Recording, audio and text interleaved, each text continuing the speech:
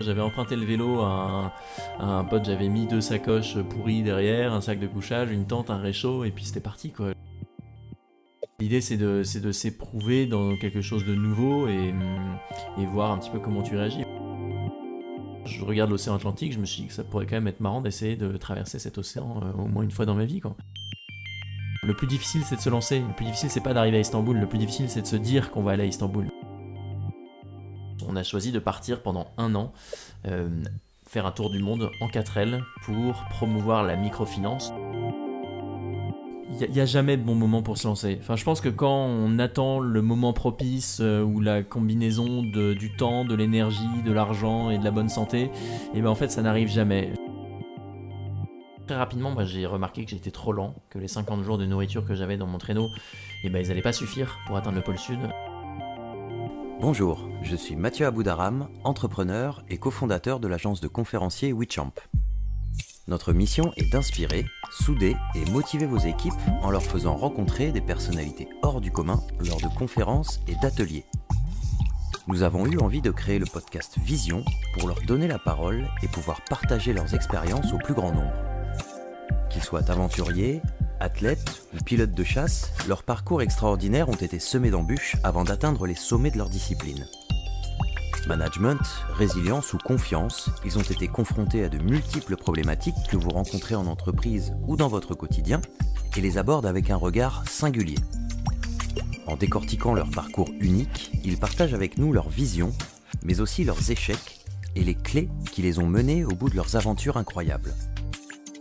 Si vous souhaitez en savoir plus sur nos conférenciers, rendez-vous sur notre site internet www.wechamp-entreprise.co. Bonne écoute de Vision, et si notre invité vous a inspiré, n'oubliez pas de partager ce podcast. Aujourd'hui, on est à Paris, chez un aventurier. Un aventurier qui, à 29 ans, a déjà vu 90 pays. Un aventurier qui est parti dans des aventures tout aussi originales les unes que les autres. Et un aventurier qui aime partager en faisant des conférences. Aujourd'hui, j'ai l'immense plaisir de faire ce podcast avec Mathieu Torder. Salut Mathieu. Salut. Merci de nous recevoir donc chez toi. On est très content de pouvoir faire ce podcast avec toi parce que on a déjà travaillé ensemble mais on s'est jamais vu au final. Et ça c'est le genre de chose qui fait plaisir au bout d'un moment. Mais aussi parce que mais effectivement, nous chez WeChamp, on a à peu près le même âge que toi et on a tendance un peu à s'identifier, à se comparer et voilà, tu nous fais un peu rêver aussi quand même d'avoir fait autant de choses à cet âge-là. Donc je suis super content que tu nous aies accordé ton temps. En fait, je pense qu'on va commencer par le plus simple, la base, c'est est-ce que tu peux te présenter succinctement ? Ouais, absolument. Donc je m'appelle Mathieu Torder, j'ai 29 ans. Et je suis un enfant de la Normandie, je vis maintenant à Paris, mais j'ai grandi en Normandie. Et aujourd'hui, je suis ce que j'appelle un aventurier. Mais un aventurier, c'est un mot un petit peu fourre-tout pour dire que je fais des aventures, des expéditions aux 4 coins du monde et que je les partage en films, en conférences et en livres. Donc effectivement, mon job, c'est de partir à l'aventure et d'en ramener des histoires. Super. Et alors, t'as grandi en Normandie. Ouais. Moi, j'aime bien m'intéresser un petit peu à l'enfance, parce que mine de rien, c'est un âge où se créent souvent nos rêves, où se forge un peu notre caractère. C'est un passage de nos vies qui a beaucoup d'impact pour le reste de nos vies. Je voulais savoir un petit peu, toi, quel enfant t'étais, dans quel univers t'as grandi un petit peu autour de toi ? Alors je crois que j'étais un enfant un peu introverti, un peu timide au début, ce qui est assez étonnant parce que maintenant c'est vrai que je peux monter sur scène devant 400, 500 personnes, plus d'ailleurs, et parler de mes aventures sans aucune difficulté, mais je crois que quand j'étais petit, j'intériorisais quand même pas mal de choses, mais j'avais cet attrait un peu pour l'aventure et l'ailleurs et la nature que j'extériorisais en fait par ma curiosité en fait pour partir dans la nature, et j'ai grandi avec l'univers de Tintin. Là je sais pas si t'as vu dans ma bibliothèque, oui, Oui, j'ai vu la fusée qui est là. Il y a une fusée de Tintin qui trône sur une étagère. Mais les aventures de Tintin et Milou, souvent j'en parle, mais en fait c'est parce que ça a vraiment été quelque chose d'hyper important moi dans ma construction, parce que je découvrais ces aventures de Tintin et Milou alors que j'étais même pas en CP, que je savais pas lire, et mes parents me racontaient que je dévorais cette lecture-là avec beaucoup d'appétit, et que je voyais Tintin se balader aux quatre coins du monde, en Égypte, en Inde, au Pérou, sur la Lune. Et cette lecture-là, moi, ça a été une espèce de fenêtre ouverte sur le monde qui m'a donné envie, je crois, de découvrir le monde de mes propres yeux quand j'ai pu le faire. Donc j'ai grandi un peu avec cet univers un peu de Tintin. J'étais dans une famille avec une grande sœur, un petit frère, où nos parents nous ont plutôt poussé à sortir un peu de notre zone de confort, dans la mesure où ils nous ont poussé en fait à faire pas mal de choses, à être curieux, à apprendre des langues.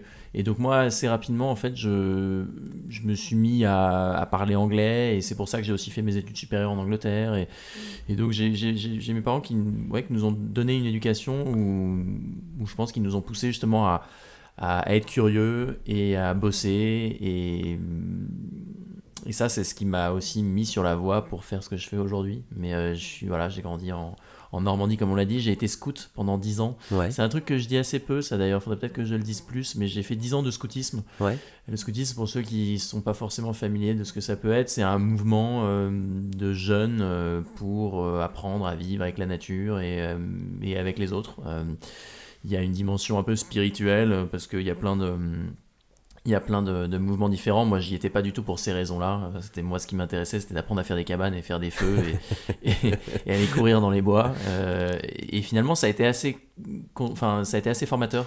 Qu'est-ce qu'on apprend chez les scouts? Parce que effectivement, je connais pas du tout. Il y a plein de mouvements différents. Alors moi, c'était les Scouts de France. C'est un mouvement qui est mixte. On est entouré par des garçons et des filles de 20-25 ans. Ça commence à l'âge de 7 ans jusqu'à 16-17 ans. Il y a plusieurs niveaux différents. Et qu'est-ce qu'on apprend? En fait, finalement, on apprend à faire des projets, on apprend à vivre en communion avec la nature, on apprend à reconnaître les arbres, les fleurs, faire des feux, et à monter des projets, tout simplement. Moi, je me souviens que dans les dernières années de scoutisme que j'ai faites, on a pu monter un projet de solidarité pour aller installer des panneaux solaires dans un village qui n'avait pas accès à l'électricité au Népal. Donc c'est un projet qu'on a organisé avec 3 autres garçons, on avait 17-18 ans, et on est parti pendant un mois à côté de Katmandou installer 120 panneaux solaires dans un village au fin fond de l'Himalaya. Et ça, c'était un premier... c'était ma première expérience de voyage avec un but, avec un sens, qu'on a monté pendant un mois, qu'on a autofinancé avec des petits jobs qu'on avait fait. Donc on passait nos week-ends à faire des déménagements, faire de la peinture pour payer les billets d'avion et notre hébergement sur place. Et on a travaillé main dans la main avec une association locale. Et donc voilà un peu ce que c'est le scoutisme. Au début, c'est vivre au contact de la nature, monter des projets et passer des bons moments, tout simplement. Il y a aussi un peu peut-être cet esprit de vie en communauté, d'esprit d'équipe. Absolument, ouais, complètement, 100%. Ouais. Surtout qu'on se retrouve avec des gens qui nous ressemblent pas forcément, et qu'il faut composer avec ça, qu'on est en équipe, qu'il faut apprendre à travailler ensemble. Le scoutisme, pour moi, c'est une forme d'école de la vie, parce qu'on est jeune, parce qu'on est enfant, et on doit monter des petits projets avec des gens qu'on n'a pas forcément choisis, et c'est plutôt assez intéressant. On s'accommode aussi un petit peu assez tôt de l'inconfort, parce qu'on dort sous la tente, parce que parfois on a froid, parce que parfois il pleut, parce que parfois la bouffe n'est pas bonne. Donc c'est un peu une école de la vie qui te permet de grandir, je pense, en considérant la nature. Je pense qu'on n'est pas obligé d'être scout pour considérer la nature, mais en tout cas c'est quelque chose qui est vraiment très, très, très ancré dans ce mouvement, quoi. C'est de respecter la nature et de vivre avec elle et de mieux la comprendre, quoi. Donc moi, ce parcours-là, je le partage assez peu, parce que j'y pense pas forcément, mais j'ai grandi en étant scout, et toujours en étant assez attiré par le sport, quand même. J'ai fait beaucoup de tennis, de voile, de vélo, étant jeune. D'accord. Et ce côté, je dirais, voyage. Tu l'as développé comment? Vous partiez à l'étranger avec tes parents, ou est-ce que c'est ce voyage au Népal qui a fait que tu as eu un peu cette curiosité pour les autres pays? Alors l'attrait pour le voyage, là pour le coup, je le dois peut-être à mes parents. Moi, mes deux parents sont médecins. Sauf qu'ils ont la particularité d'avoir fait pas mal d'humanitaire. C'est pas des médecins humanitaires, ils sont tous les deux installés dans des cabinets, mais j'ai vu ma maman partir très tôt, quand on était jeunes avec mes frères et sœurs, partir tous les ans pendant un mois faire de l'humanitaire au Vietnam, et puis après au Burkina Faso, au Mali, à Madagascar, au Togo. Et en fait, moi je me souviens, j'étais en primaire et au collège, et notre maman partait comme ça un mois faire de la médecine humanitaire, et c'était mon père qui nous gardait pendant que ma mère était au Vietnam. Et puis après, mon père l'a rejoint et a continué à faire de l'humanitaire avec elle, plutôt en Afrique. Mais c'est vrai que tous les ans, c'était quelque chose qui faisaient eux, et on voyait ça avec mes frères et sœurs, et on voyait le plaisir et ouais, la joie que ça leur procurait de faire ça, de pratiquer leur activité professionnelle dans un autre contexte. Et c'est vrai que quand on voit ça, on se dit que finalement, ouais, c'est quelque chose qui devient quasiment normal. Et ils nous ont emmenés aussi un peu en voyage quand on était jeunes. Donc c'est vrai que j'ai grandi dans ce contexte familial où le voyage, ou l'ailleurs, était quelque chose de quasiment normal. Et donc ça m'a forcément impacté, enfin ça m'a forcément influencé pour la suite de mon parcours. Ok. Alors, tes aventures, tes expéditions, elles ont commencé tôt. T'as commencé quand t'étais encore étudiant. Toi, t'as fait quoi comme études, comme parcours? Moi, j'ai passé mon bac à Rouen, en Normandie. J'ai fait tout mon primaire, collège, lycée à Rouen. Et après mon bac, je suis parti m'expatrier en Angleterre. J'ai fait mes études supérieures dans une fac qui s'appelle King's College à Londres, parce que j'avais la chance de bien parler anglais. J'étais dans les classes dans lesquelles on faisait un peu plus d'anglais que la moyenne, et donc j'avais un bon niveau d'anglais. Et puis j'ai toujours adoré parler des langues, donc j'étais assez à l'aise avec ça. Et donc je me suis en fait expatrié pour faire des études dans cette fac, mais pas comme un étudiant Erasmus. C'est-à-dire que je me suis inscrit véritablement dans cette fac pour un parcours, pour un bachelor. Comme un jeune anglais, quoi. Ouais, voilà, une licence complète. Et donc je me suis retrouvé à Londres pour cette licence, qui était une licence d'affaires européenne. Donc on pourrait le rapprocher d'une fac de sciences politiques, par exemple. Ouais. C'est un parcours qui durait 4 ans, avec la 3e année qui était faite en Allemagne, à Berlin. Donc c'était l'année Erasmus, donc c'était un peu un double parcours étranger que je faisais. Et ces études-là, moi, m'ont beaucoup plu. Mais la particularité dans ces études, c'est qu'en Angleterre, on avait beaucoup de temps l'été. On avait beaucoup de temps libre. On avait 4 mois de vacances tous les étés. Ah oui. Donc c'était quand même pas mal. Et moi, je me souviens que mes amis en fac de médecine ou en fac de droit me regardaient quand même avec des gros yeux d'envie, parce remplis que forcément, de jalousie. Bah ouais, nous on avait beaucoup de chance d'avoir autant de temps l'été. Alors parfois on avait des stages obligatoires à faire, mais c'était pas la majorité du temps. Et donc moi en fait j'utilisais ce temps libre pour travailler en tant que serveur dans un resto, gagner un petit peu de sous, et avec ces sous-là partir à l'aventure. En fait, très tôt, en fait, moi juste après mon bac, je suis parti traverser l'Europe de l'Est à vélo, de Budapest en Hongrie jusqu'à Istanbul en Turquie. C'était ma première véritable aventure. J'avais à peine 18 ans, et je me suis lancé sans avoir une expérience du vélo très importante, mais je suis parti faire Budapest-Istanbul comme ça, un peu sur un coup de tête, parce que j'ai été très attiré par l'idée du voyage itinérant à vélo, et j'avais cette curiosité et peut-être cette naïveté un peu de la jeunesse, de me dire que si je pédalais tous les jours 70-80 km, et je pourrais vivre une sacrée belle aventure, et ça a été le cas. Donc ça, tu avais quel âge? Là, c'était juste après mon bac, donc c'était avant de partir en Angleterre. C'était juste après, du coup, si on reprend tout le fil, c'était un an après être allé au Népal avec les scouts, et juste avant de commencer ma fac en Angleterre. Alors, pourquoi Budapest-Istanbul et pas Paris-Roubaix ou Rouen Alors, la réponse est assez simple, c'est que j'étais jeune, j'avais gagné un petit peu d'argent dans un resto, mais je roulais pas sur l'or, et en fait, je me souviens que j'avais que 3 semaines, un mois pour partir à l'aventure, que du coup, je pouvais pas partir de chez moi de Normandie pour aller... Enfin, j'aurais pu, mais je trouvais que c'était un peu moins exotique. Moi, j'étais très attiré par l'idée d'aller en Asie, enfin de passer de l'Europe à l'Asie, et Istanbul est une ville qui marque justement le passage entre ces deux continents. Donc j'étais assez attiré par l'idée d'aller à Istanbul, sauf que partir de Normandie pour aller à Istanbul, j'avais pas assez de temps. Donc en fait, je me souviens très bien, j'ai pris un ordinateur, je suis allé sur un comparateur de vols, et j'ai regardé quels étaient les vols low cost les moins cher pour l'Europe de l'Est, et il se trouve que c'était Budapest, je m'en souviendrai toujours, c'était un EasyJet, et j'ai mis mon vélo dans un carton, je me suis retrouvé à Budapest.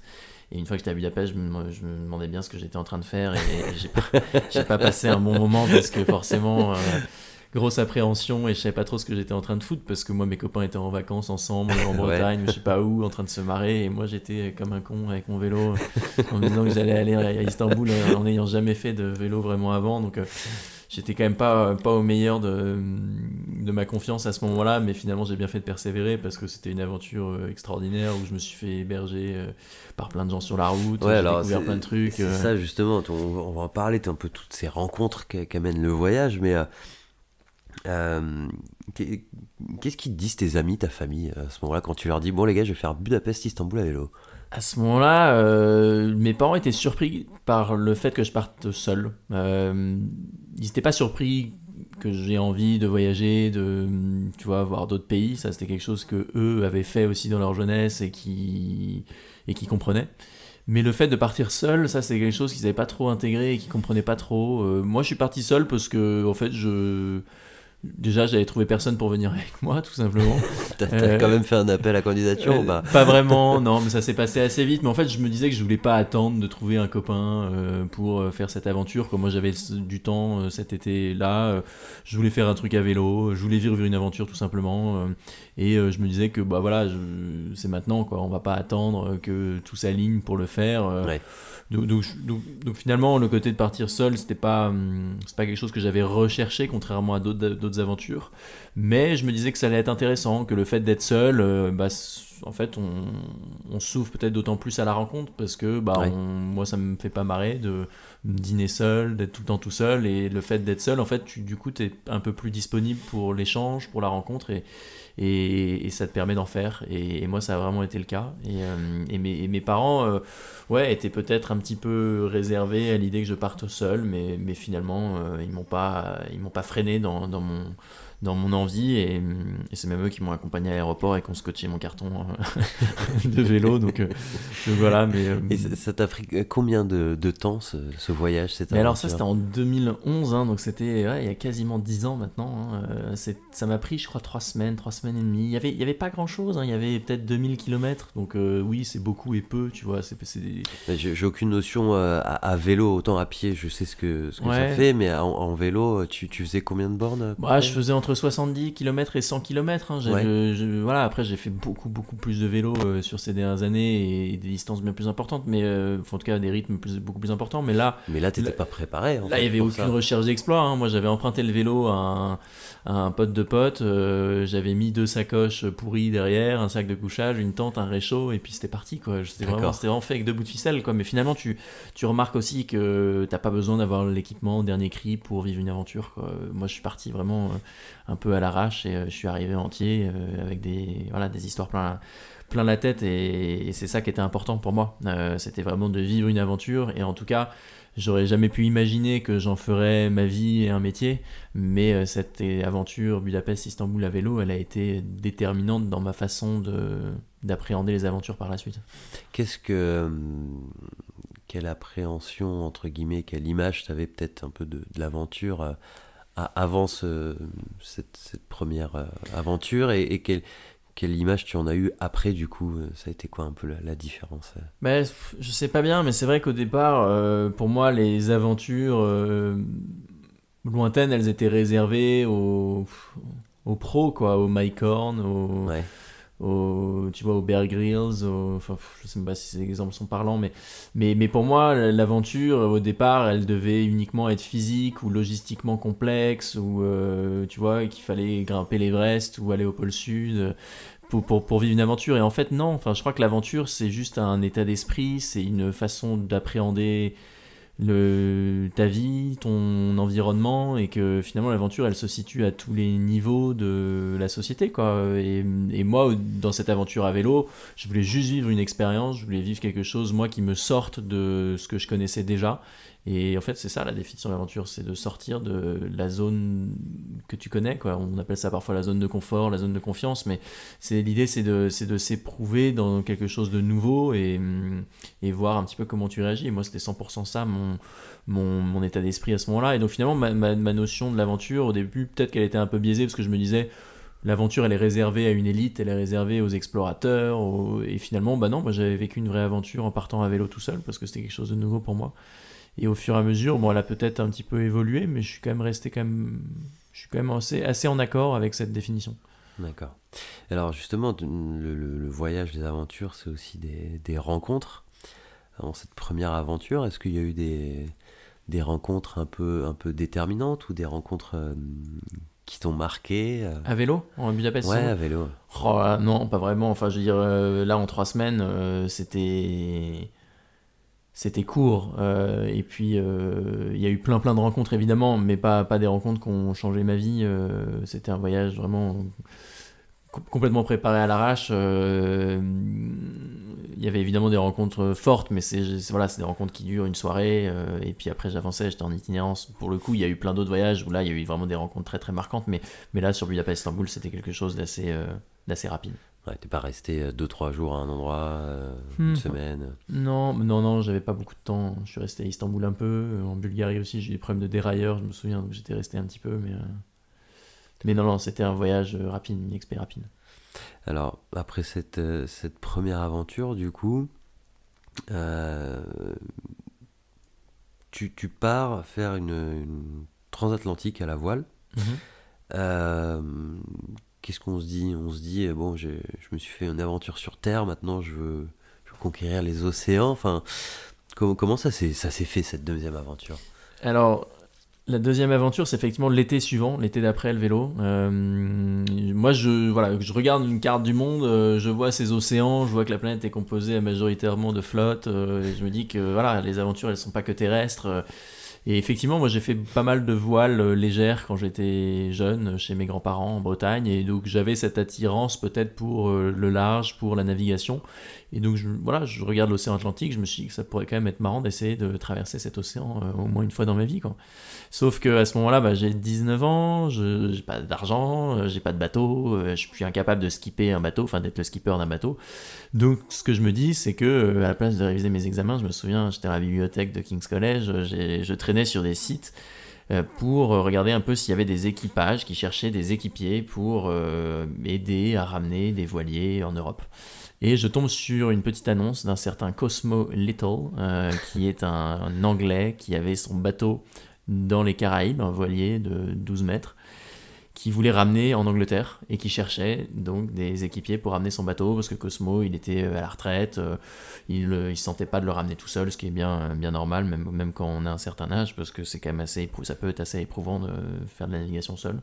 Et donc il cherchait du monde. Et moi je me souviens que j'ai répondu à son annonce en disant voilà, je m'appelle Mathieu, j'ai 19 ans, j'ai traversé l'Europe à vélo l'année dernière, aucun rapport, mais j'aime bien l'aventure, je suis débrouillard, j'ai fait pas mal de navigation, de voile légère quand j'étais jeune, et on s'est rencontrés, on a fait un Skype parce que lui était déjà en Martinique, et on s'est plutôt bien entendu. Il m'a dit bah trop bien, je te paye un aller simple pour Fort-de-France en Martinique, et puis on rentre ensemble à la voile en Angleterre. Bon, il se trouve qu'on n'est pas rentré à deux, il y avait d'autres personnes entre deux qui nous ont rejoints, mais on a ramené ce bateau pendant 6 semaines. On a fait Martinique, Guadeloupe, les Açores. Les Açores, c'est un archipel d'îles portugaises au large du Portugal, c'est paumé au milieu de l'océan Atlantique. Et les Açores, après, on a fait une pause, on s'est ravitaillé en nourriture et on est reparti pour l'Angleterre. Et alors, ça ressemble à quoi une traversée de l'Atlantique? Est-ce que c'est un océan paisible? Est-ce que alors déjà, il y a une saison plus adaptée qu'une autre pour le traverser. Là, nous, on est parti en juin-juillet de ouest en est, du coup, pour suivre un petit peu les alizés. C'était très calme. On est rentré en 5 semaines, pas beaucoup de vagues, de houles. Enfin, c'est vraiment, moi, j'étais surpris. On n'a pas été trop chahuté. Ça ressemble à quoi? C'est fabuleux, hein. C'est un désert, quoi. Un désert marin, mais t'es vraiment au contact en contact direct, en prise directe avec les éléments, quoi. Même si c'était calme, le soir, t'as des étoiles t'as des ciels absolument fabuleux. En plus de ça, on était chacun responsable du bateau à tour de rôle, donc on prenait des quarts. Ouais. Prendre des quarts, ça veut dire que t'es responsable du bateau 2 heures. Toutes les 2 heures, vous tourniez ? Par 2 heures, exactement. Et donc moi, je me souviens, j'avais des quarts qui étaient plutôt bien. J'avais mon quart de midi à 14h, de 20h à 22h et de 4h à 6h du mat. Et le meilleur, c'était 4h, 6h du matin, parce que c'est là que tu voyais tous les levées de soleil. Ouais. Et souvent, au lever du soleil, t'as les dauphins qui sortent et qui suivaient le bateau. Et ouais, peut-être un matin sur 3, je voyais des quantités de dauphins qui suivaient les traves du bateau et c'était assez Génial. fabuleux. Et tu l'avais que pour toi, ce spectacle, parce que tout le monde dormait. Et donc, c'est des moments assez magiques, quoi. Et effectivement, moi, je connaissais personne sur ce bateau au départ, mais on s'est plutôt bien entendu. Et c'était une belle expérience de traverser l'Atlantique. Après, ça peut être long. Ouais, il faut avoir quelques 5 bouquins. semaines, c'est ça ? Ouais, au total, c'était 5 semaines, je crois. C'était quand même assez long, mine de rien. Mais expérience magnifique. D'accord. Et qu'est-ce que tu te dis après ça ? Tu te dis, bon, ok, j'ai vu les océans. Qu'est-ce qui se passe après ? Est-ce que tu te dis, bon, c'est chouette, mais j'ai encore envie de repartir. C'est chouette, mais bon, je vais m'arrêter là quelques temps. Qu'est-ce qui se passe ? Ouais, moi je fonctionne pas, et on pourrait croire ça à m'écouter, ou en regardant un peu mon profil sur internet, mais je suis pas quelqu'un qui cherche à cocher des cases ou à valider certaines choses. Moi je suis animé par l'idée de vivre des moments d'intensité dans ma vie. Moi c'est ça qui me fait vibrer, c'est ça que je recherche. Les moments d'intensité, moi je les trouve dans l'aventure et dans le mouvement. C'est des choses, moi, que je recherche vraiment. Et donc, cette succession d'aventures, c'est pour moi ma façon de me réaliser, ma façon d'être vivant et d'embrasser la vie, quoi. Et donc, c'est vrai qu'après la suite de cette traversée de l'Atlantique, je me dis pas, qu'est-ce qu'il faut que je fasse absolument sur ma bucket list, comme on dit en anglais, quoi. Je me dis plutôt que j'ai adoré cette expérience, qu'elle m'a bouleversé d'une certaine façon, mais je me dis pas il faut absolument que je reparte à l'aventure. C'est pas ça vient au fur et à mesure, mais je continue mes études à ce moment-là. Mais c'est vrai que l'idée de partir à l'aventure me trotte dans la tête et je suis un peu à l'affût de la prochaine expé, mais je suis pas là à avoir une liste d'expériences que je veux réaliser avant un certain âge. Non, c'est vraiment des choses qui viennent un peu au fur et à mesure, et puis c'est des mains tendues. Encore une fois, le skipper, c'était un alignement de bonne étoile, quoi, parce que au moment où je cherche, je trouve, il part, il est dispo, il m'accepte. Donc c'est vraiment la succession de bonnes rencontres, quoi.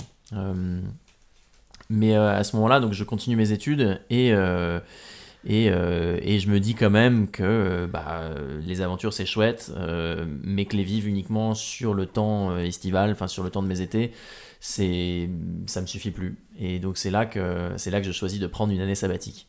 Et les aventures, du coup, l'été, c'est ce que je faisais au départ pendant ma vie d'étudiant. Et à un moment, moi, ça a commencé à plus me suffire. Et donc, j'ai pris la décision de prendre une année sabbatique, une année off. Et j'ai demandé à mon université s'il était possible d'interrompre mes études pendant 1 an pour faire un projet personnel.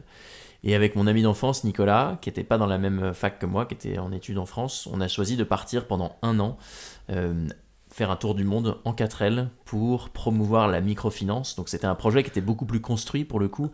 Ouais. Au départ, c'était des aventures un peu amateurs que je vivais à vélo, à la voile, en stop, etc. Et puis là, pour la première fois, projet, quoi. Pour la première fois, je me dis, voilà, on va construire un vrai projet.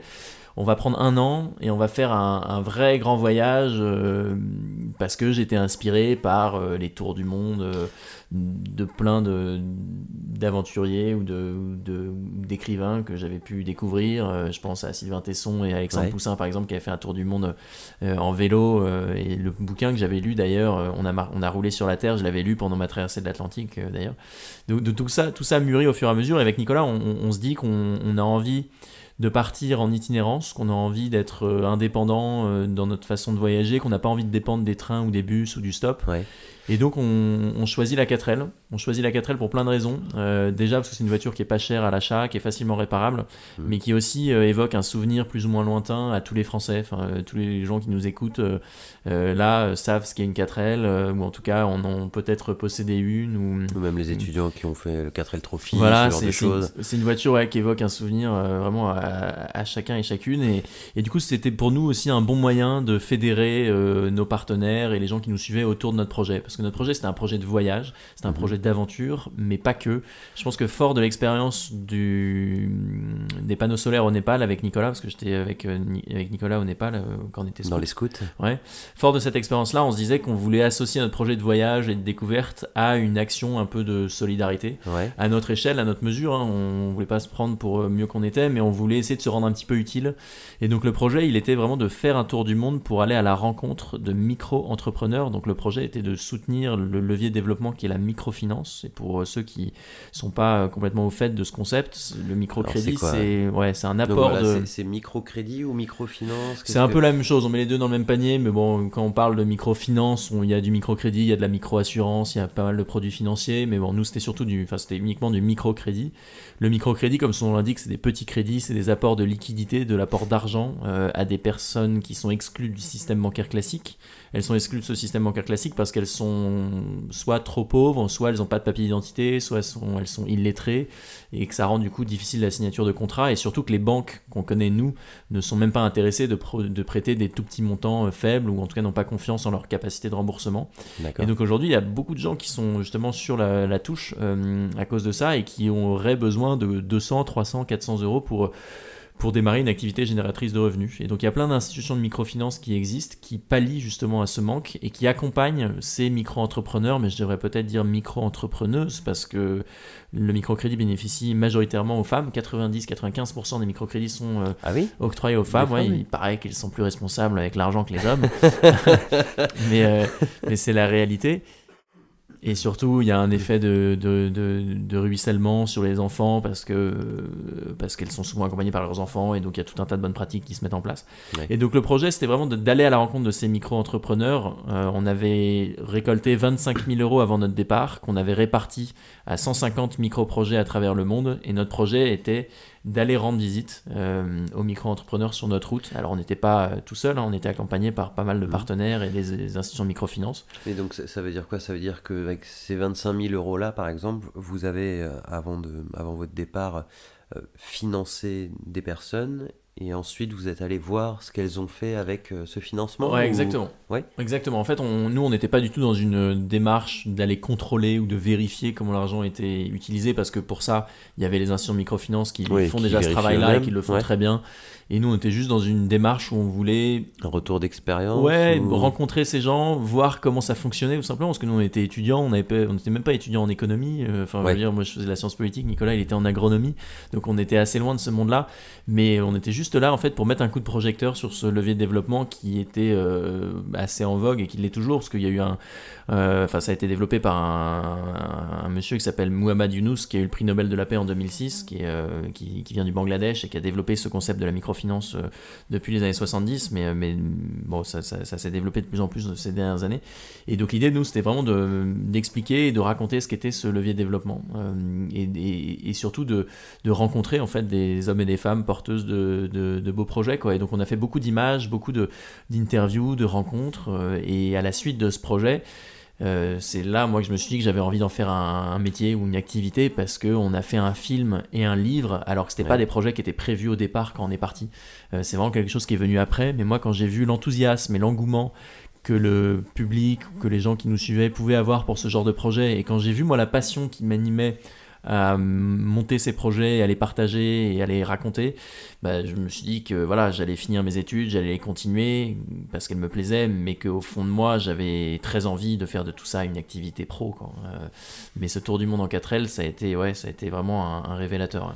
C'est quoi par exemple les projets les plus géniaux que tu as pu voir, l'utilisation de ce financement, ou là où tu t'es dit, je sais pas, là, c'est le plus utile, vraiment, enfin peut-être pas un en particulier, mais est-ce qu'il y a certains projets qui t'ont fait prendre conscience de tout l'apport que ça pouvait avoir, ou je sais pas, quelle émotion, quelle... Ouais. Les projets, ils sont tous utiles. Enfin, on est vraiment face à des gens qui sont dans une pauvreté importante. Hein. C'est efficace parce que ces gens sont accompagnés. C'est-à-dire qu'on ne prête pas de l'argent sans contrepartie déjà. Enfin, les contreparties sont pas très importantes, mais ce que je veux dire, la contrepartie, elle est que l'institution microfinance va accompagner le micro-entrepreneur. C'est-à-dire qu'on va pas le laisser dans la nature et lui dire, voilà, 200 euros et débrouille-toi. Les 200 euros, il faut qu'il y ait un vrai processus de rencontre, d'explication de l'utilisation de cet argent. Il peut pas, par exemple, le micro-entrepreneur utiliser ces 200 euros pour s'acheter une télé. Il doit vraiment l'utiliser pour l'investir dans une activité génératrice de revenus, et on lui donne des formations sur la conduite d'une petite comptabilité, on lui explique les bases du business. Mais nous, ça peut nous paraître évident de faire la différence entre le capital, le profit, mais là-bas, voilà, il y a des choses qu'il faut débroussailler dès le départ si les personnes à qui on s'adresse n'ont pas l'habitude de faire du business. Ça ressemblait à quoi concrètement, des projets, tu as des exemples et donc les projets, nous, en fait, on a choisi de soutenir des projets aussi divers que variés, parce qu'on voulait pas raconter que des projets d'agriculture ou de commerce. Donc en fait, on a vu des projets agricoles, des projets d'élevage, des projets d'artisanat, des projets de restauration, des projets commerciaux, plein de petits artisans, des mécaniciens, des cordonniers, des coiffeurs, enfin vraiment toutes les activités possibles et imaginables. Mais pour donner une idée, par exemple, voilà, en Inde, on rencontre une jeune femme qui a déjà 2 enfants, dont le mari est parti, qui est mineur, et qui a peu de ressources, et qui va justement souscrire un micro-prêt de 300 euros pour acheter un grill et quelques chaises et quelques tables, et en fait faire un petit resto de rue. Et finalement, ça paraît peu, mais il lui manquait ces 250 euros pour acheter des tables et le grill. Et une fois qu'elle avait ça, elle pouvait commencer à créer son resto. Et donc après, il y avait des clients, et puis avec ces clients, elle parvenait à rembourser son crédit. Et donc voilà, c'est le système de prêt qu'on connaît, mais sur vraiment des très faibles montants. Et il y a notamment un projet, moi, qui m'avait bien plu, c'était en Amérique du Sud, au Pérou, dans une région qui s'appelle le Canyon del Colca. C'est une région un peu touristique au Pérou, et là il y avait une femme qui s'appelait Sulka, je me souviens bien d'elle parce qu'on avait passé un bon moment, et elle avait une petite maison, et ses 2 fils étaient partis de la maison parce qu'ils étaient grands et ils travaillaient dans la ville, une ville qui était à côté du Canyon del Colca, qui s'appelle Arequipa, et du coup elle se retrouvait avec cette maison trop grande pour elle, mais elle a transformé cette maison en guest house pour les touristes. Et parce qu'elle a utilisé les 2 chambres de ses fils pour en faire des chambres d'hôtes finalement, et elle a souscrit le micro-prêt pour acheter des chauffe-eau solaires. Chauffe-eau solaires, c'est des chauffe-eau qu'on met sur le toit et qui produisent de l'eau chaude avec l'énergie du soleil. Et c'était assez malin parce que du coup ça lui coûtait cher d'acheter le chauffe-eau, mais elle l'avait avec le microcrédit, et puis après elle n'avait pas d'électricité à payer parce que c'était pour chauffer l'eau, parce que c'était le soleil qui le faisait.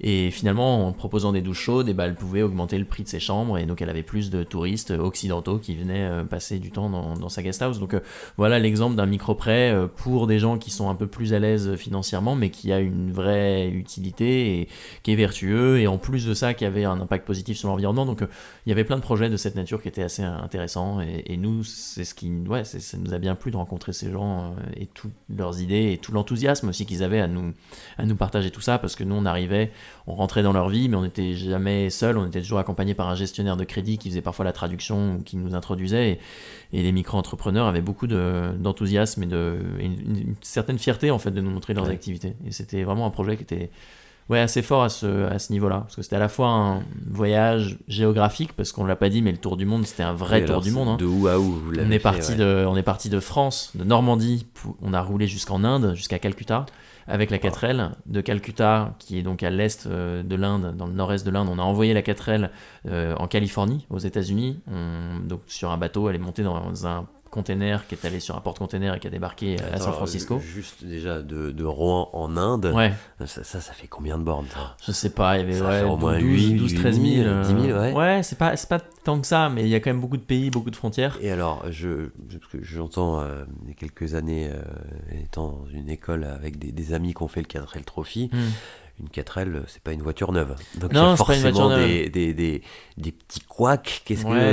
Comment s'est passé déjà cette première grande traversée? 10-12 000 km en 4L C'est pas une voiture neuve effectivement, mais c'est une voiture dans laquelle il y a rien d'électronique, tout est mécanique, donc finalement c'est réparable par n'importe quel mécanicien, quasiment n'importe où. Nous on n'était pas des as en mécanique, on savait faire vraiment la base, mais on n'a jamais été très très bon là-dedans et on a toujours trouvé des gens pour nous aider. Ça se passe assez bien. On va à Istanbul en un mois. Ensuite, on traverse la Turquie, on traverse l'Iran. On passe du temps en Iran parce qu'on était assez attiré par le pays. On passe 3 semaines. Après, on est bloqué à la frontière pakistanaise parce qu'on est dans une région assez compliquée qui s'appelle le Baloutchistan, où il y a beaucoup de trafic, notamment de drogue. Et on nous autorise à passer, mais sous escorte. Et on se dit avec Nicolas que c'est peut-être pas très raisonnable, surtout au début de notre projet. Donc, on a nos visas, on a tous les papiers pour traverser le Pakistan, mais avec les conseils des locaux et de l'ambassade et tout, on nous fait comprendre que c'est pas forcément la meilleure idée du siècle. Et donc on choisit de suivre ce conseil et de se dérouter. Donc on passe à Dubaï. En fait, on prend un bateau pour aller à Dubaï. Dubaï, c'est en face de l'Iran. On prend un bateau de nuit, une espèce de ferry. On arrive aux Émirats Arabes Unis. Donc grand délire, parce qu'on roule quand même en 4L. En 4L dans les routes de Dubaï à côté des Ferrari. Exactement, sans climatisation, 45 degrés à l'ombre. Ça doit être sympa ça. Ouais. Et là, on trouve une agence pour mettre la voiture dans un container qui va directement à Bombay, donc sur Mumbai, on l'appelle, sur la côte ouest de l'Inde. Et là, en quelques jours, on se retrouve à Bombay avec la voiture. Donc je la fais courte, mais c'était quand même assez galère à chaque fois envoyer la voiture d'un océan à l'autre ou d'une mer à l'autre, c'est assez un casse-tête. Et là, on fait un grand tour en Inde, on retourne au Népal, on va revoir nos copains qu'on avait laissés à Katmandou quelques années plus tôt. Et on arrive à Calcutta, on fait du microcrédit à Calcutta, on envoie la voiture en Californie. Pendant ce temps-là, comme ça met 6 semaines pour traverser l'océan Pacifique. Nous, on va faire du microcrédit en Asie du Sud-Est. On achète des motos, on traverse la Thaïlande, le Vietnam le Cambodge et le Vietnam, et on fait du microcrédit au Cambodge et au Vietnam. Et 6 semaines plus tard, on retrouve la 4L à San Francisco, et de là, on descend plein sud jusqu'au Brésil. Et donc on arrive à San Francisco, et de San Francisco, on prend la direction plein sud, on suit la mythique route qui s'appelle la Panaméricaine, ou la Panamericana, et là on traverse l'Amérique du Nord, le Mexique, l'Amérique centrale, avec tous les pays qui existent jusqu'au Panama. Et du Panama, on continue vers le sud, à travers l'Amérique du Sud, et là on passe en Colombie, en Équateur, au Pérou, en Bolivie, un petit passage en Argentine, et on termine notre route au Brésil, à Rio de Janeiro. Et donc on fait vraiment toute cette route-là pendant de nombreux mois. On fait du microcrédit tout au long, en Amérique centrale et en Amérique du Sud. Et à Rio de Janeiro, on a la chance de trouver un bateau sur lequel on peut monter avec la 4L. Donc cette fois avec Nicolas, on monte avec la 4L sur le bateau et on traverse l'Atlantique une deuxième fois pour moi, mais cette fois avec un gros porte-container. Et là on débarque à Dakar, au Sénégal, en Afrique de l'Ouest. Et de Dakar, on remonte plein nord à travers donc la Mauritanie, le Maroc, et on traverse le détroit de Gibraltar, on arrive en Espagne et on revient en France. Donc c'était vraiment, pour donner une idée, c'était la route qu'on a empruntée, ça faisait à peu près 40 pays. J'aurais jamais la prétention de dire que je connais bien les 40 pays. Tu as évoqué les 90 pays que j'ai pu visiter. C'est un chiffre un peu délirant. J'ai fait le compte parce qu'une fois un journaliste m'avait posé la question, et c'est vrai que quand j'ai fait le compte, je me suis dit voilà, c'est quand même beaucoup, mais je connais pas tous ces 90 pays. C'est pas pour autant que tu les connais sur le bout des doigts. Non, c'est sûr, c'est un peu... Ça me donne un bel aperçu en fait de pas mal de régions du monde, et ça me donne surtout envie de retourner dans pas mal d'endroits. Et je pense qu'en fait les voyages itinérants, comme j'ai pu les faire à vélo, en moto ou en 4L, font que tu traverses des régions et font que forcément tu accumules des pays, mais parfois tu n'en vois qu'une petite partie. Tu vois, par exemple, le Costa Rica, avec Nicolas, on a vu une station-service. C'est tout ce qu'on a vu au Costa Rica, parce qu'on était on avait un planning et on ne pouvait pas rester très longtemps. Donc on a traversé en 2 jours, quoi. Donc voilà, mais pour te donner une idée de la route, c'était ça. L'idée, moi, j'étais très animé par l'idée de vouloir faire un tour du monde sur la Terre, enfin essayer de rouler le plus possible sur la Terre en jouant avec les frontières et les contraintes administratives qu'on pouvait avoir, mais je voulais vraiment essayer de rouler le plus possible dans la même direction et de revenir à notre point de départ avec la voiture. Et donc on a essayé de rouler le plus possible vers l'est et le sud, et en procédant de la sorte, en fait, à un moment, on a pu retourner sur nos pas et rentrer en Normandie. Et donc ça, combien de temps vous êtes partis au total là, ça a duré 11 mois au total. On est parti en août 2013, on est revenu en août 2014. Ça fait combien de kilomètres? Vous avez une idée? Ouais, au total, c'était 50 000 km En 4L. environ. En 4L, ouais. Ouais, donc, Un petit peu mal au dos. on a eu de mal aux retour. fesses et mal aux oreilles, quoi, parce que c'est pas très confortable et ça fait du bruit. Mais non, je plaisante. Des choses incroyables.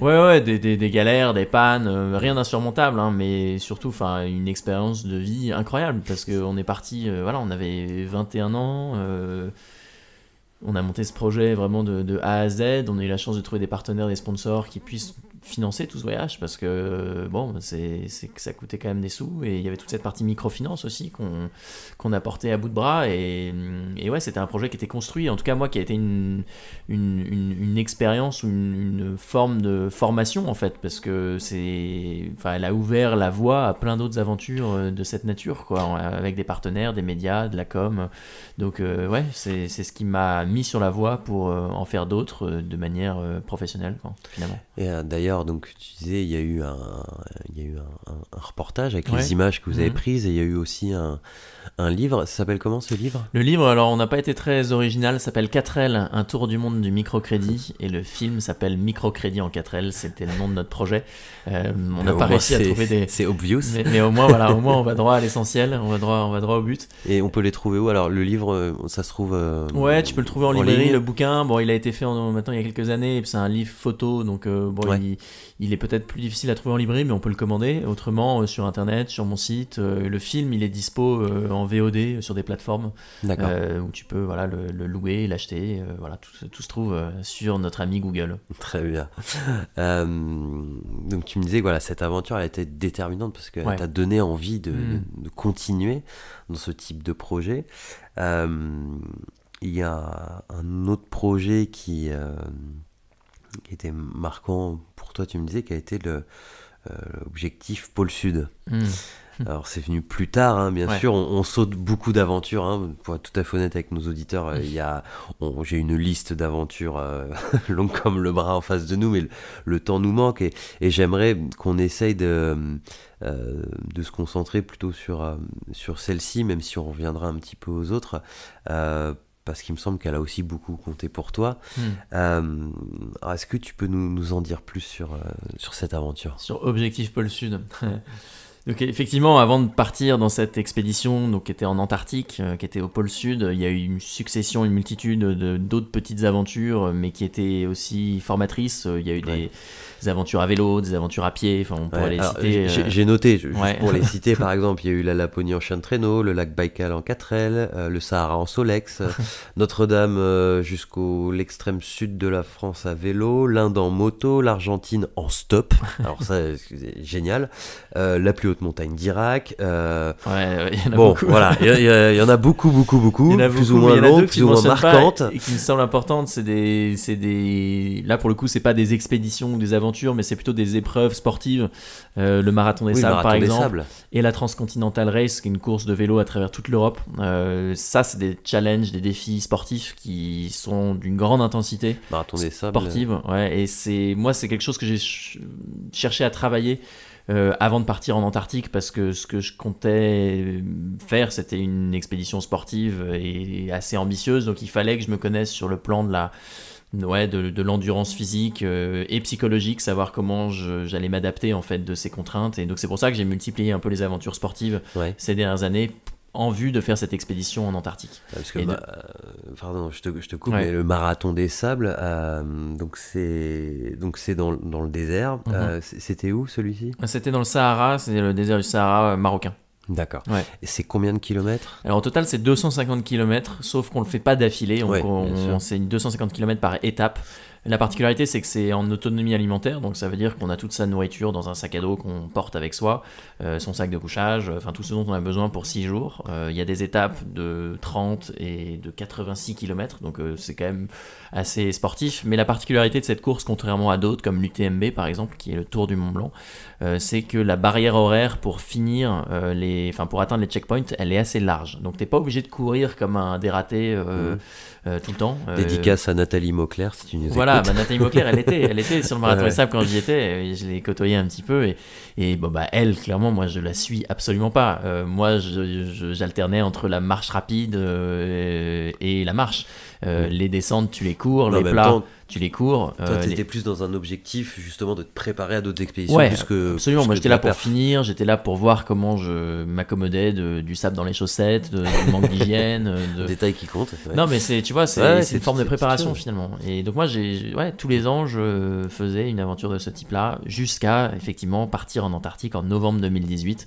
C'est peut-être l'expédition qui m'a fait passer d'un niveau un peu amateur, même si le Tour du Mont 4L n'était pas une expédition amateur, mais ce que je veux dire, c'est qu'au début, c'était des aventures un peu amateurs que je faisais, et là, l'expédition Antarctique, c'était quelque chose de 100% professionnel, où Ouais. vraiment, c'était très organisé, il y avait des sponsors, il y avait de la com, Ouais. c'était très huilé, très rodé, et l'expédition, parce que les gens qui ne me connaissent pas, je vais quand même l'expliquer, l'idée, c'était de partir de la côte du continent antarctique, pour rallier le pôle sud, dans des conditions un peu particulières, parce que j'ai choisi de faire ça tout seul, sans ravitaillement, c'est-à-dire qu'il n'y avait pas de nourriture qui était disposée tout le long de mon expédition, et sans assistance, c'est-à-dire que j'avais pas de voile de traction. Aujourd'hui, il y a des expéditions polaires qui peuvent se faire avec des grands kites qui te propulsent avec En l'énergie ski, du vent, avec des skis aussi, ouais.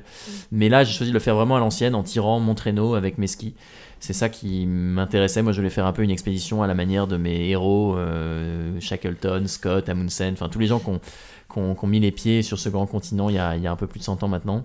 Et pourquoi objectif pôle sud et pas le pôle nord par exemple ou pas le Groenland Bah, moi, j'étais assez attiré par. Enfin, je suis assez attiré de manière générale par les points géographiques un peu extrêmes. Je sais pas, j'ai une espèce de fascination un peu pour le pôle sud, pour l'équateur, pour ce genre de points sur la planète. Je sais pas trop l'expliquer. C'est vrai que j'avais une attraction un peu irrationnelle pour ce pôle sud. Toujours est-il que j'étais fasciné moi par l'Antarctique. Tintin n'est jamais allé en Antarctique, mais on a tous eu dans nos chambres des planisphères où on voyait cette grande masse blanche tout en bas de notre carte. Et j'étais un peu attiré par ce grand continent sur lequel l'homme n'a jamais eu de présence de manière autochtone. Il n'y a jamais aucun humain qui est né en Antarctique. C'est un continent qui est vraiment à part, qui est assez éloigné des autres. Et j'avais cette attirance en fait pour ce grand désert.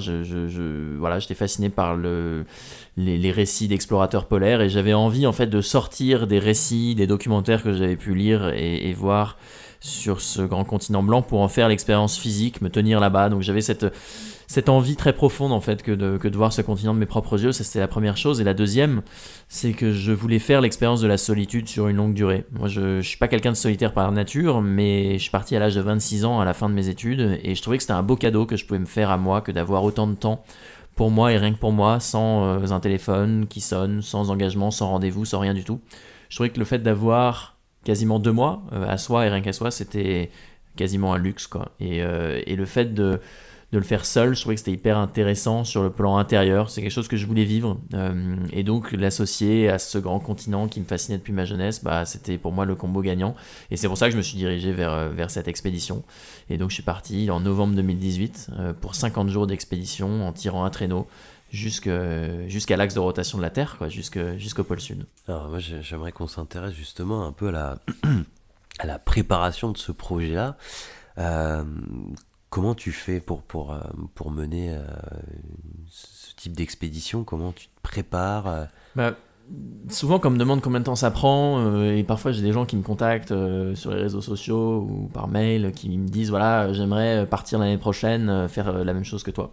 Et ça me touche parce que du coup, je me dis que j'ai peut-être bien raconté ce que j'ai vécu et que ça donne envie à des gens d'y aller. Mais parfois, je me dis que en fait, peut-être qu'on a mal saisi ou compris le niveau de préparation et l'engagement que ça représente. Ouais, parce que notamment donc t'as fait aussi un petit film à Ouais. propos de cette expédition. J'avoue que je l'ai pas vu en entier, mais ce Ouais. que je vois au début, c'est toi en train de tirer des pneus Ouais. au bois de Vincennes. Ouais.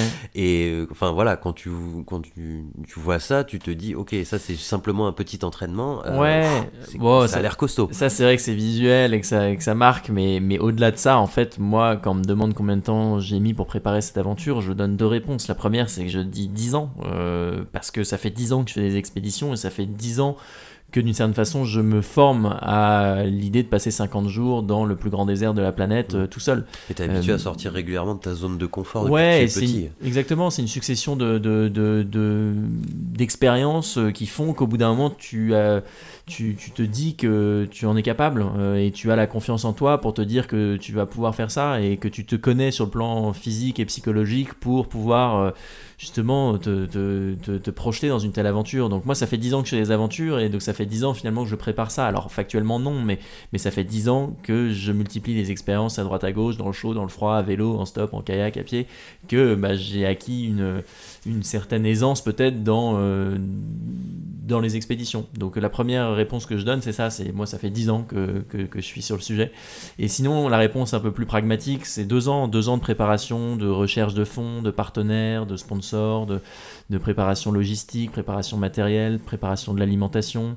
La préparation physique elle a commencé peut-être avant, mais ouais, vraiment 2 ans de préparation. Et surtout moi ça faisait 5 ans aussi que je faisais des expéditions polaires tous les ans je partais 2 semaines faire une petite expédition polaire où j'allais tirer un traîneau au Groenland, en Norvège, au Spitsberg. C'était vraiment, tu vois, une formation de long terme, à la fois tout seul et parfois accompagné par un guide polaire professionnel, un espèce de coach qui était là avec moi et qui m'enseignait les bonnes pratiques, les bonnes techniques, les bons réflexes, parce que moi je suis de Normandie, je connais bien la pluie, mais la neige et le froid extrême un petit peu moins, donc il a fallu apprendre les bons réflexes, les bonnes techniques pour naviguer, pour s'alimenter, détecter les risques, ouais, les crevasses, éviter les engelures, tout ça, toutes ces choses qui s'appréhendent avec le temps et qui s'improvisent pas, tout simplement. Donc ça, nous, on a tendance à voir, une fois que tu as atteint la ligne d'arrivée dans les médias, un peu le sommet de l'iceberg. Ouais, en fait, mais effectivement, on voit pas toute cette préparation, toutes ces connaissances techniques, physiques, autres que tu as dû emmagasiner pour y arriver. Quoi. Ouais, Enfin, autant mes premières aventures à vélo, bon là il y avait très peu de préparation, mais voilà, le sujet ne nécessitait pas une préparation délirante. Autant l'Antarctique et le pôle Sud, c'est des engagements qui sont tels que t'as une préparation qui est vraiment, vraiment, vraiment importante avant d'y aller, quoi. Surtout si tu tiens un peu à ta vie. Ouais, voilà, ouais, ça comporte des risques, évidemment, ouais, donc il y a un gros travail derrière tout ça. Et alors juste, parce que je pense que c'est une question que peuvent se poser certaines personnes qui justement auraient peut-être un jour l'idée de faire ce type de projet-là. Par exemple, ce projet-là, ça a coûté combien ? Tu peux nous le dire ou pas ? L'argent, bien sûr, ouais, non, il n'y a pas de secret, mais de toute façon... Ou une fourchette un peu. Mais non, c'est des projets, c'est environ 100 000 euros, la totalité du budget. Il faut bien comprendre aussi que l'Antarctique, c'est un continent qui est très difficile d'accès. Ouais. Sur lequel il n'y a pas d'aéroport et donc forcément tout ce qui est logistique est compliqué en Antarctique, et donc forcément tout ce qui est compliqué a un coût. Il y a histoire d'assurance, on est sur un terrain qui est dangereux et donc la logistique les frais logistiques sont très élevés, donc voilà, c'est à peu près le budget que ça représente. Ça demande forcément une grosse préparation en amont, financière et de sponsoring et de partenaires, mais voilà, moi c'est quelque chose que j'avais appris à faire tout au long de mes différentes expériences, notamment avec le Tour du Mont 4L, et que j'ai travaillé, et heureusement pour moi, en bossant bien, j'ai réussi à trouver des interlocuteurs attentifs et prêts à me soutenir dans mon aventure. Ouais, t'avais déjà peut-être aussi une certaine crédibilité via toutes ces aventures. Ouais, peut-être ouais, j'avais un livre, j'avais un film, j'avais ce Tour du Mont 4L, enfin c'est vrai que oui, j'avais la chance d'avoir des choses à montrer. T'avais commencé à faire des conférences aussi, tu nous disais. Ouais. J'avais des choses à montrer, ouais. Alors, hormis le côté financier, 50 jours en totale autonomie dans des conditions extrêmes, comment tu fais pour garder le moral ? Parce que sur ces 50 jours, alors déjà, premièrement, je suis prêt à mettre ma main à couper que tout ne s'est pas exactement passé comme tu le voulais, entre ce que tu avais prévu, ce qui s'est passé. Et, ça a été quoi les moments où justement qui ont été un peu compliqués, où tu as dû t'adapter face à l'imprévu? Donc, pour donner un peu une meilleure idée, parce que je ne l'ai pas dit, mais la distance d'une telle expédition, c'est 1150 km de long. C'est la distance à peu près qu'il peut y avoir entre la Corse et l'île dans le nord de la France. Donc sur toute cette distance, moi j'ai tiré un traîneau qui pesait au départ 115 kg, dans lequel il y avait toute ma nourriture, tout mon équipement pour vivre dans ce grand continent. L'Antarctique, c'est un continent extrême, hein. C'est le continent le plus froid, le plus sec et le plus venteux de la planète, donc on est dans un environnement extrêmement hostile. Il n'y a rien ni personne, il y a des hommes mais qui sont confinés dans des bases scientifiques. Les seuls animaux, ils vont être sur la côte du continent, ça va être des manchots, des baleines, des phoques, des pétrels qui sont des oiseaux, mais sur le centre du continent, là où moi je me dirigeais, il n'y avait rien ni personne. Rien du tout. Non, rien du tout, c'est vraiment un très très grand désert qui fait 28 fois la taille de la France, hein, c'est immense l'Antarctique. Et donc forcément quand on s'attaque à l'Antarctique tout seul, il y a des difficultés inhérentes au milieu, c'est-à-dire le froid, le vent, les crevasses. Et puis en plus de ça, moi je me rajoutais la solitude parce que je partais tout seul. Donc forcément, oui, il y a eu des moments qui étaient difficiles. Je m'y attendais, je m'y étais préparé. Mais il y a des choses moi qui m'ont surprise et qui n'étaient pas prévues au départ. Il a fait très chaud quand j'étais en Antarctique. Je me trouvais dans l'Antarctique de l'Ouest et fin 2018, il y a eu des températures qui étaient 20 degrés au-dessus des normales habituelles, de ce que vous pouvez observer les années auparavant. Et à la place de température, alors chaud c'est un mot relatif parce qu'il faisait moins de 0 degrés, mais à la place d'avoir des températures de moins 25, moins 20 degrés, il a fait pendant 3 semaines entre moins 5 et moins 10. Et ça on pourrait penser que c'est une bonne nouvelle pour quand on fait une expédition, mais en fait pas tellement. Parce que déjà pour l'état de notre planète c'est assez curieux parce qu'on est loin de toute activité humaine et on peut quand même se poser des sérieuses questions, et d'une manière un peu plus auto-centrée. Pour mon expédition c'était une difficulté supplémentaire parce que ces températures élevées s'accompagnaient de chutes de neige hyper importantes, et l'Antarctique c'est le continent le plus sec du monde, ça reçoit moins de précipitations que l'Afrique, et moi quand j'y étais je recevais 30-40 cm de neige fraîche tous les jours sur la figure. Et ça, en fait, ça s'expliquait par la présence de masses d'air chaude au-dessus du continent antarctique qui contenait beaucoup d'humidité. Et cette humidité, elle s'est transformée en neige. Et donc, il faisait chaud. Et puis, en plus de ça, il neigeait de manière assez conséquente. Et tirer ton traîneau, ça devait ajouter une difficulté supplémentaire, cette voilà, neige, donc tu l'as dit, ça créait beaucoup plus de friction avec le traîneau. Mon traîneau qui pesait lourd s'enfonçait dans la neige, mes skis aussi. Et donc, au lieu de parcourir une quinzaine de kilomètres comme c'était prévu au départ, et ben, j'en parcourais 2 fois moins. Et donc, très rapidement, moi, j'ai remarqué que j'étais trop lent, que les 50 jours de nourriture que j'avais dans mon traîneau, et ben, ils n'allaient pas suffire pour atteindre le pôle sud. Et donc là, il a fallu redoubler d'efforts, d'inventivité pour dépasser cette difficulté supplémentaire. Donc il y a eu pas mal de stratégies que j'ai employées. Parce qu'en gros, tu étais... à quel moment tu te rends compte que, ok, là je suis trop lent, ça le fait pas, j'ai pas assez de nourriture pour tenir... Enfin, je consomme trop de nourriture peut-être. Dès le début. Dès le début, dès la première semaine, je vois très bien, parce qu'on n'emporte pas non plus une marge énorme. Moi j'avais emporté 5 jours de réserve en gros, parce que tout ce que tu tires, tout ce que tu emportes, tu dois le tirer, et donc plus c'est lourd, plus t'es lent. Donc en fait c'est un calcul un peu minutieux entre ce que tu es capable de tirer et ce que tu vas bouffer et ce que tu vas perdre même toi en termes de poids, parce que si moi j'emmenais 6500 kcal par jour, j'ai quand même perdu 5 kilos, donc c'est assez peu, mais j'ai quand même perdu du poids, donc je mangeais bien, mais forcément mes besoins de nourriture qui représentaient la majorité du poids de mon traîneau n'étaient pas suffisants pour subvenir à ma dépense énergétique. Donc il y a toujours un calcul à avoir, et toujours est-il que j'avais pas non plus une marge énorme. Donc très rapidement, moi je me rends compte que je suis pas au rythme nécessaire pour atteindre le pôle. Et d'ailleurs, je précise qu'on était 7 à tenter l'aventure en 2018, on était 7 expédition en solitaire à vouloir rallier le pôle sud sans ravitaillement, et finalement en 2018 on n'est que 2 à être arrivés au pôle. Il y a un Anglais des forces spéciales, un ancien militaire, et il y a moi-même. Les 5 autres ont abandonné pour plein de raisons. Il y a eu des raisons médicales, mais il y a aussi des raisons de découragement, parce que trop de neige molle, ou des gens qui partaient pour battre des records de vitesse, et en fait c'était pas l'année pour faire un record parce que les conditions étaient trop complexes. Et donc moi très rapidement je remarque que je vais pas atteindre le pôle dans la limite de temps que je me suis fixé. Et donc, je redouble d'efforts en allongeant mes journées de ski à 12 heures de ski par jour, en annulant les jours de repos que je m'étais prévus, en me ravitaillant très tôt. Tous les jours, je mettais 10% de ma nourriture de côté pour pouvoir rester plus de 50 jours en autonomie alimentaire. Donc à un moment, je pouvais peut-être rester 54, voire 55 jours avec ma nourriture. Alors j'avais un peu donc plus faim. Tu mangeais chaque jour que 90% de ce qui était prévu. Voilà. Okay. Et donc au bout de 10 jours, j'avais une journée de plus de nourriture. Mais voilà, en m'ajustant, ça a fini par payer. Et puis bon, après en gagnant en altitude, parce que le pôle sud est à 3000 mètres d'altitude. Oui, alors c'est ça la difficulté, on se rend pas compte, on a l'image parfois d'un continent plat, mais il y a du dénivelé, mine de rien. Alors ouais, c'est une ascension graduelle mais permanente jusqu'au pôle. Quand on est au pôle, on est à 2850 mètres d'altitude, donc sous ses pieds, on a quasiment 3 km d'épaisseur de glace. Et quand je suis parti, moi, de la côte du continent, j'étais à peu près au niveau de la mer. Et donc c'était une ascension comme ça, permanente. Alors c'est pas une piste de ski qu'on remonte, c'est un petit gradient, parce que la totalité de l'expédition, je le répète, mais c'est 1150 km de long, donc il y a des endroits où tu le sens pas trop, il y en a où ça monte plus.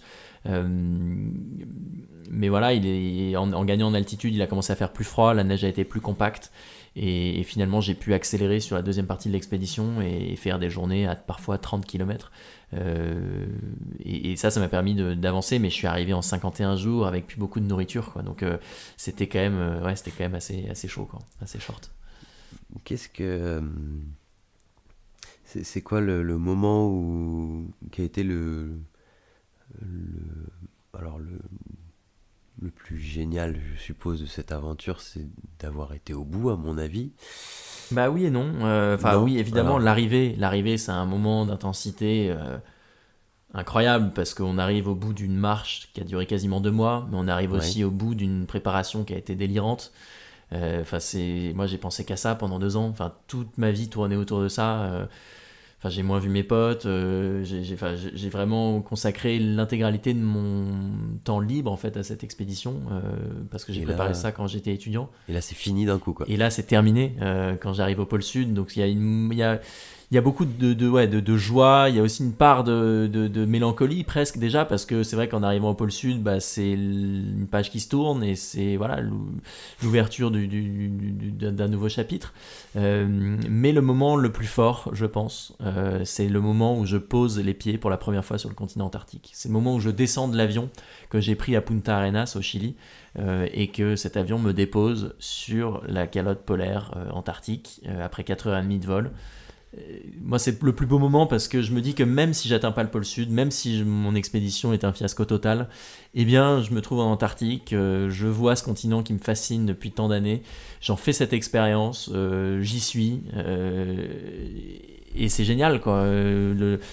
Effectivement, ne pas aller au pôle Sud aurait été une déception énorme, mais ou en tout cas pas faire l'expédition que je voulais aurait été décevant. Mais le fait d'être là-bas, le fait de me tenir, d'avoir mes 2 pieds dans la neige et de voir que j'y suis et de découvrir ce continent de mes propres yeux, c'était une victoire géniale. Alors, à l'inverse, c'était quoi le moment le plus difficile dans cette aventure?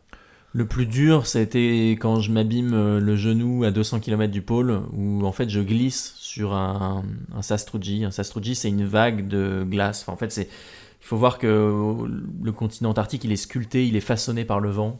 Et avec le vent, en fait, ça crée des espèces de vagues qu'on appelle des sastrugi, et c'est comme des grandes bosses en fait qu'on a sur la surface de l'Antarctique. Et moi, je m'auto-filmais dans cette aventure parce que je faisais un documentaire pour la télé, et donc je posais en fait ma GoPro sur un trépied au milieu de nulle part, et je passais devant la caméra pour m'auto-filmer finalement, en train de faire ce que j'étais en train de faire, c'est-à-dire de tirer un traîneau jusqu'au pôle Sud.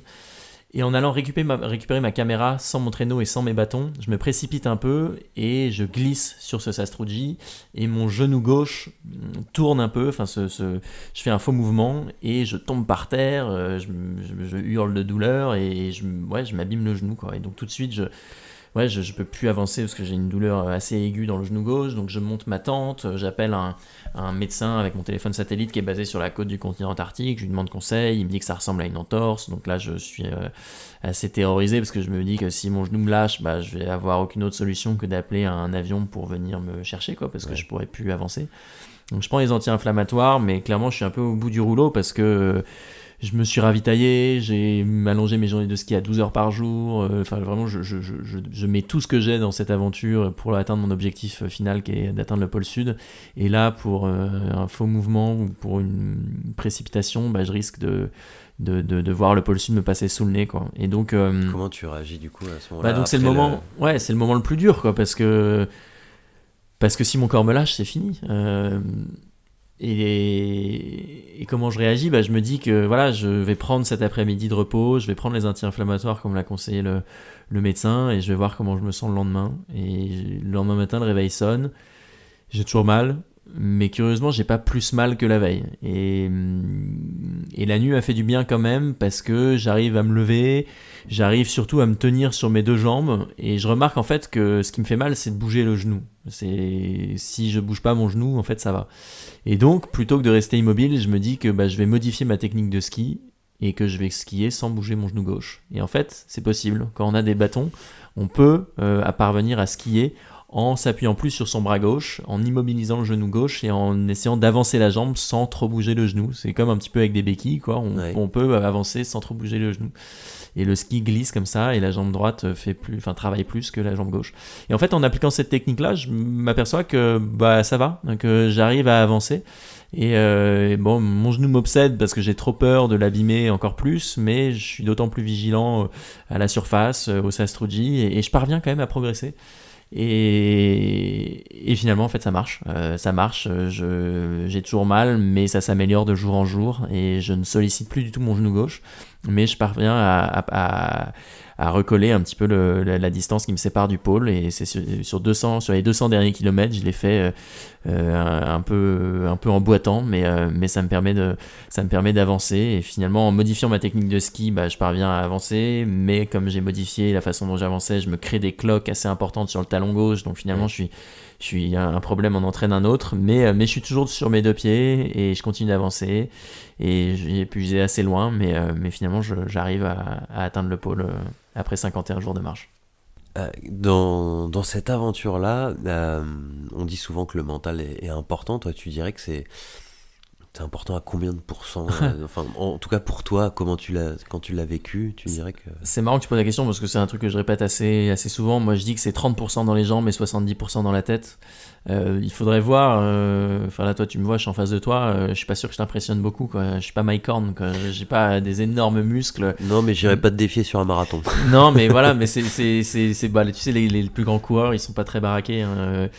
Ce qui compte pour moi, c'était l'endurance physique plus que la performance ou la puissance physique. Moi, je suis pas quelqu'un qui, tu vois, va courir très très vite ou être capable de soulever des haltères.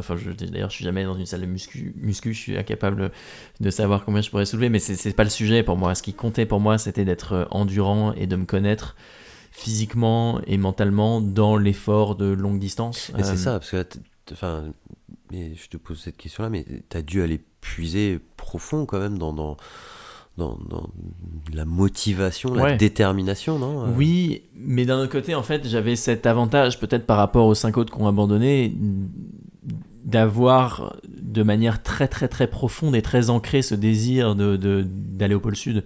Peut-être, tu vois, que dans les autres personnes, il y en avait qui faisaient ça pour la gloire ou qui faisaient... Je sais pas, hein, j'ai pas pour l'ego, Peut-être, tu vois, ou peut-être qu'il y en a qui sont découragés assez vite face à ces mauvaises conditions en disant, voilà, la météo est pas bonne, c'est pas la bonne année pour y aller. Et moi, en fait, j'avais cette... j'ai peut-être la tête dure aussi, mais j'avais ce projet qui était ancré en moi depuis longtemps.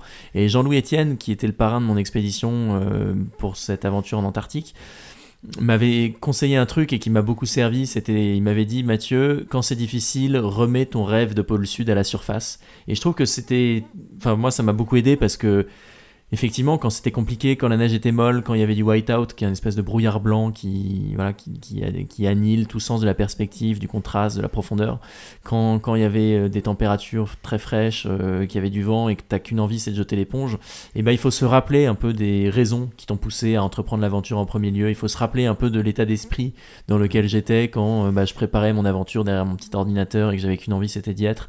Il faut vraiment essayer de remettre ça à la surface parce que c'est vrai que sinon c'est assez facile de se laisser déborder par l'émotion et par les difficultés et les obstacles et ça m'a beaucoup aidé de me rappeler pourquoi en fait j'avais fait le choix d'être là. J'essaie de me dire aussi que j'étais hyper privilégié d'être là. Enfin, c'est un terrain, un territoire, un environnement que peu de gens, en tout cas pour le centre du continent, parce que c'est la majorité du tourisme en Antarctique où des visiteurs vont en péninsule ou font des croisières. Il y a à peu près 50-60 000 par an qui y vont. Mais être au milieu de l'Antarctique, ça c'est assez rare. Et donc du coup, j'essaie aussi de me dire ça, que j'avais une chance inouïe d'être là. Et c'est vraiment moi ce rêve que j'avais chevillé au corps qui m'a aidé à tenir. Est-ce que tu dirais que c'est avoir du sens, c'est que cette expédition avait du sens pour toi, qui t'a permis d'aller au bout ? Du sens, je sais pas, parce que mine de rien, Moi, je suis parti pour Oui moi. ou non, hein. Ouais, non mais c'est une bonne question que tu soulèves parce que moi j'ai fait le choix d'assumer à 100% l'idée que je faisais cette expédition pour moi, que c'était un rêve de gosse, que c'était quelque chose que je voulais réaliser et je voulais pas la masquer derrière une cause ou un prétexte ou quelque chose que j'aurais pas pu défendre à 100% parce qu'en fait la réalité de mon expédition c'est que c'était une envie perso et donc en fait j'aurais trouvé que ça était un petit peu malhonnête de la mettre derrière une cause ou un message. Non, après, quand je dis du sens, ça peut être du sens pour toi. Ah, Là, pour par moi, exemple, elle c'était avait un rêve. ouais Et du coup, ça avait clairement du sens parce que c'était un rêve de gosse. ouais Un ouais peu. ouais, ouais. C'est plutôt dans ce sens-là que je posais la question. Mais du coup quelle est la question?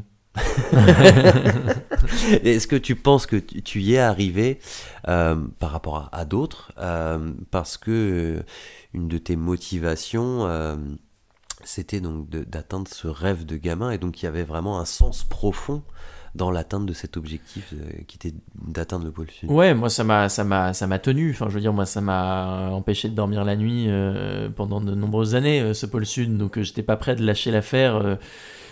Enfin, tant en gros que j'étais sur mes deux jambes, tant que j'étais pas blessé, j'avais aucune raison d'abandonner.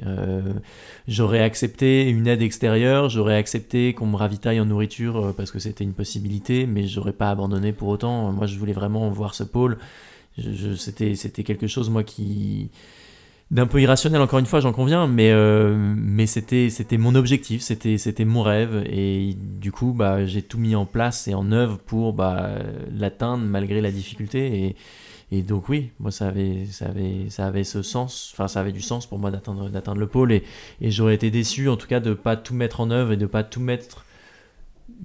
faire pour l'atteindre, et donc effectivement il y a des difficultés, il y a des obstacles, mais il y a aussi beaucoup de solutions et beaucoup de choses qu'on peut mettre en place pour atteindre l'inatteignable. Super. Mais, malheureusement, bon, on est un peu pris par le temps. Moi, j'aimerais juste que tu nous repartages un petit peu les thèmes que tu aimes bien traiter, justement, quand tu interviens en conférence, pour essayer qu'on se projette un petit peu, justement, dans les liens qu'il peut y avoir entre ces différentes expéditions et puis les problèmes qu'on peut tous rencontrer au quotidien, que ce soit chez nous, dans les entreprises. Ouais. Qu'est-ce que tu as l'habitude d'aborder? Bah déjà, c'est assez marrant, mais l'aventure, il y a beaucoup de points communs en fait avec la vie en entreprise. Enfin, je veux dire, quand on est dans une boîte, on fait face à...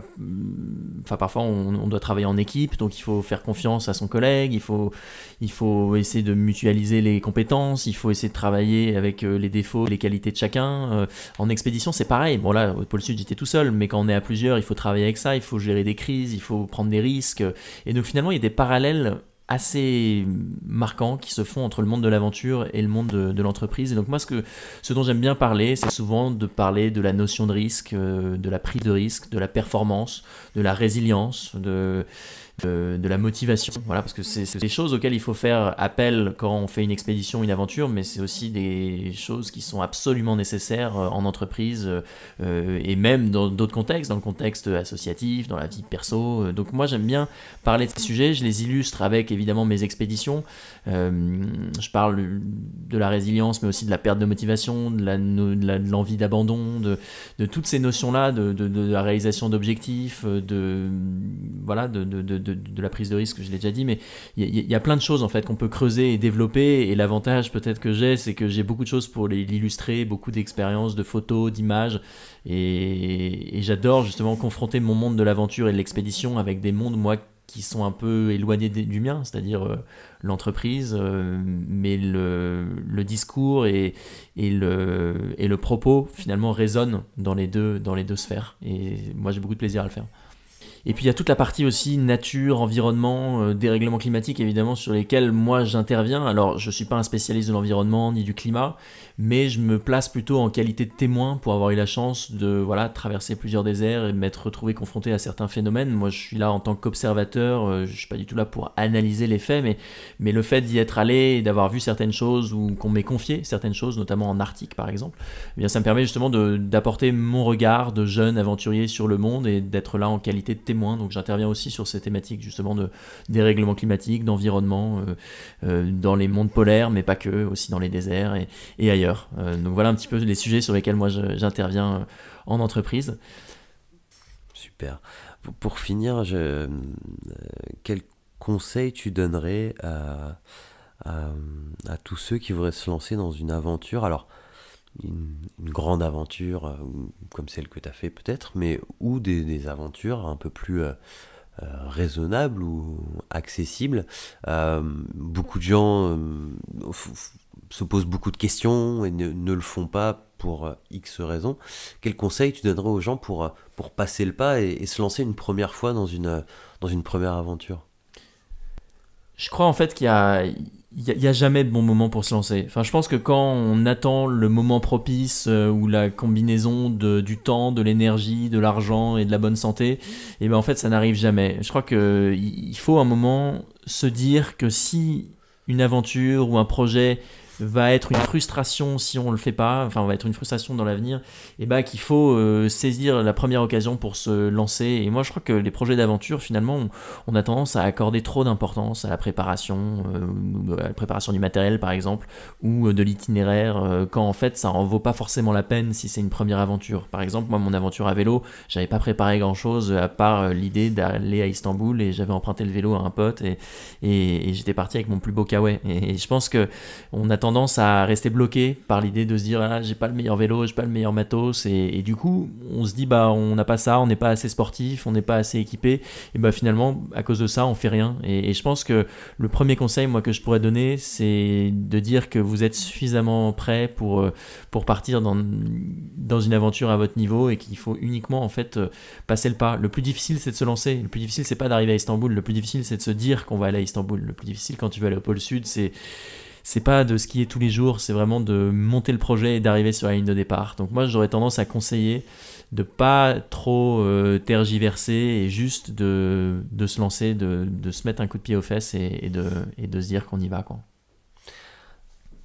Super, je suis un témoin de ça parce que pour la petite histoire, cet été, moi j'ai un peu pété un plomb et du jour au lendemain, j'ai fait 24 heures, je me suis dit bon, je vais marcher. Okay. Et je suis parti marcher, donc j'ai fait 80 km en 3 jours. Sans aucune préparation, quasiment. Je suis parti, j'ai pas loué de chambre, j'ai pas ramené de tente, j'ai pas machin, j'avais des chaussures Decathlon à 10 balles. Donc tu fais des erreurs forcément, mais c'est pas grave. Mais en fait, ça a été faisable et ça aurait pu être mieux, ça aurait peut-être pu être plus simple, j'aurais pu prendre de meilleurs chemins, etc. Mais au final, l'aventure, elle était là. Bah ouais, donc, mais c'est ça qui est génial, et je pense qu'on a tendance à trop attendre. Enfin, je veux dire, on a tendance à toujours se dire, voilà, en tout cas, ce que je veux dire par là, c'est qu'on se trouvera toujours des excuses, en fait, pour pas partir, et moi le premier. Et qu'en fait, bah, ces excuses, elles vont générer de la frustration, parce qu'on va se dire, voilà, je ferai ça plus tard. Et en fait, c'est un peu dommage, parce que la vie, pour moi, elle se vit maintenant, et il n'y a pas de bon moment pour partir à l'aventure. Enfin, c'est jamais le bon moment. Enfin, de toute façon, un moment, c'est une histoire de choix et d'envie. Et parfois, il faut saisir les opportunités et pas les laisser s'échapper, parce que la motivation, l'envie, c'est des choses qui vous viennent, mais qui disparaissent aussi. Et donc, il faut parfois savoir sauter dans les bons trains. Génial, bah écoute, on va conclure là-dessus. Un grand merci pour nous avoir accordé ton temps. Merci à tous les auditeurs qui sont encore là. Si vous êtes là, c'est que le parcours de Mathieu vous a plu. Donc n'hésitez pas à partager ce podcast, à mettre un petit commentaire ou du moins une bonne note. Merci à tous d'être là. Merci Mathieu. On va mettre un lien vers ton profil. Et puis à bientôt pour de nouvelles aventures. À très vite, merci.